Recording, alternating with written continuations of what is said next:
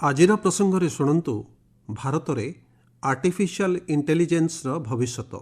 उपस्थापना आदित्य नारायण दास। विश्व में एवं अभूतपूर्व परिवर्तन विशेषकर ज्ञानकौशल क्षेत्र में देखा जाउछि।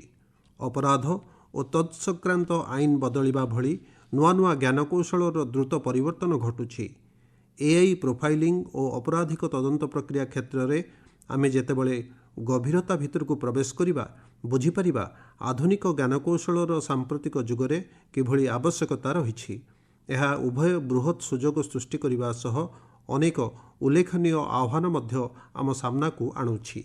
एआई रो उपयोग नहीं सरकार आईनगत व्यवस्था प्रस्तुत करिसेंति, कारण ए क्षेत्र में गोपनीयता, निरापत्ता और नवसृजन मध्य किभली उत्तम समन्वय रक्षा को सुनिश्चित करा जाय परिबो ताहा उपरे सरकार अधिक गुरुत्व देउछंती।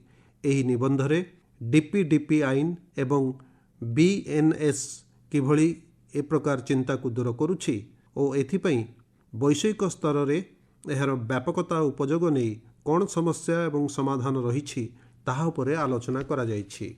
अधिकांश एआई सिस्टम रो मूल आधार हेउछि प्रोफाइलिंग। प्रोफाइलिंग हेउछि डाटा बा तथ्य संग्रह करिवार एक प्रक्रिया और एहार व्यावहारिक पूर्वानुमान। एहा ई कॉमर्स प्लाटफॉर्म रे प्रस्तावित उत्पाद को प्रचार प्रसार किंबा बिक्री करिबा हेउ अथवा विभिन्न विषय भित्तिक सेवा क्षेत्र हेउ, एआई सबुबेले प्रोफाइल उपरे काम करिथाए। एहा व्यावहारिक परिवर्तन को तुरंत अपडेट करिथाए। एआई रो निरंतर प्रक्रिया और तथ्य लेन देन आभिमुख्य तार व्यवहारकारी अनुभूति को बढ़ाई थाए। केवल सेतिकी नुहे, एथिरे गोपनीयता और व्यक्तिगत तथ्य दुरुपयोगर जटिल आशंका मध्य रही। डिजिटल पर्सनल डाटा प्रोटेक्शन आईन डीपीडीपी एक्ट 2023 आज दिन में एसबू आशंकार सीधासलख समाधान करिछि।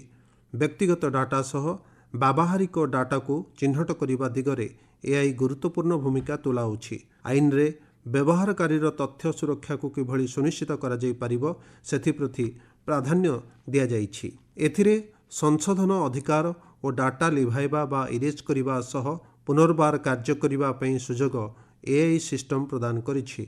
उदाहरण स्वरूप जदि जड़े व्यवहारकारी कौनसी तथ्य को इरेज करने को चाहे ताहा हेले निरंतर भावे एही सूचना रे व्याघात सृष्टि हेबो, कारण एआई मॉडल व्यक्तिगत सेवा प्रदान करने उपरे विशेष ध्यान देउथिबारु तथ्य हटाइबा बा लिभाइबा प्रति अधिक प्रयत्नशील थाए। तेबे व्यवसाय क्षेत्र रे ताहा एक मौलिक आह्वान सृष्टि करिछि। तथ्यगुड़ी को एकाठी करी एक प्लाटफॉर्म प्रस्तुत करने व्यवसाय मूल आधार। एआई परिचालित सेवा यथा व्यक्तिगत विज्ञापन, रेकमेंडेशन इंजिन एवं आर्थिक विपद आकलनर आदि बृहत तथ्य कार्यकारिता उपरे निर्भरशील थाए।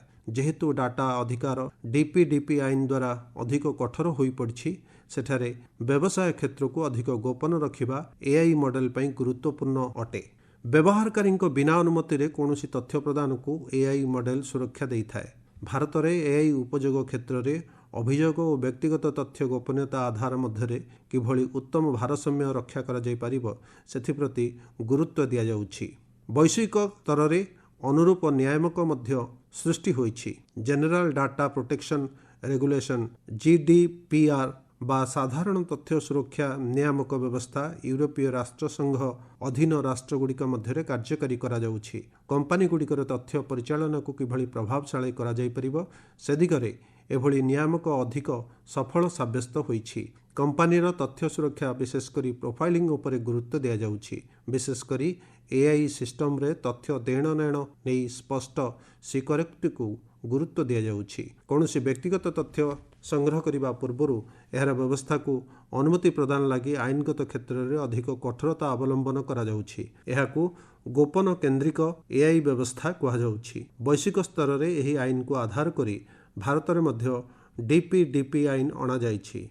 भारत जेभली आधुनिक ज्ञानकौशल को नहीं आगो को बढ़ुछि, आगो को समय आसिबो एआई रूपांतरण क्षेत्र में भारतर कार्य विश्वस्तर में प्रशंसनीय होई पड़िबो। एआई युक्त सामाजिक रूपांतरण क्षेत्र में भारत अन्यमानक पई प्रेरणा और पथप्रदर्शक पालटिबो बोली आशा करा जाउछि।